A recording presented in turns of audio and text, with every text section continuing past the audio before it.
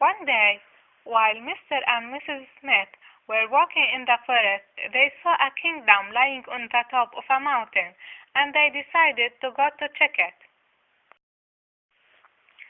Mr. Smith said, pointed to the door of the kingdom, "This is the way." And while he was opening the door of the kingdom, he said to Mrs. Smith, "After you."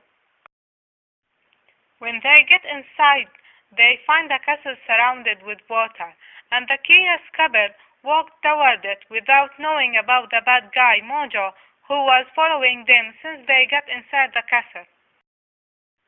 When Mr. and Mrs. Smith reached the door of the castle, they held each other's hand and they entered the castle, and Bad Mojo was still following them. When they get inside it, they didn't find anything except dust and garbage everywhere. They also found an open door. The couple wasn't knowing that they were followed. When they entered in that door, Bad Mojo finally made a move. He did what he was waiting for.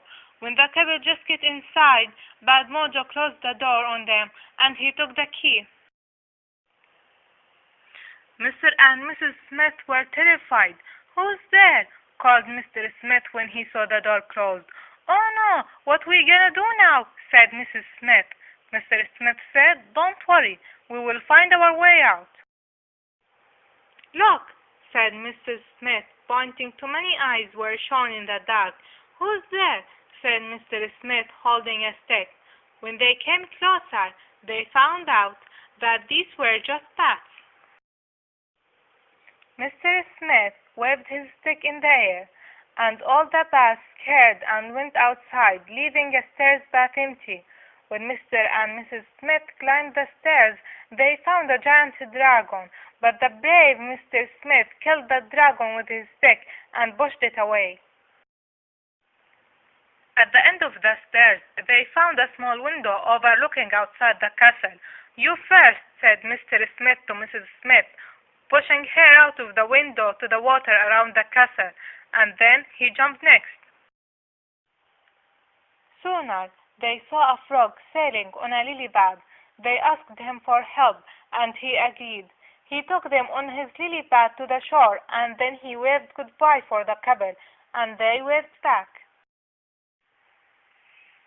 After they were safe on the land, they saw Mojo from far, and they knew that he who locked them in that castle, so they followed him.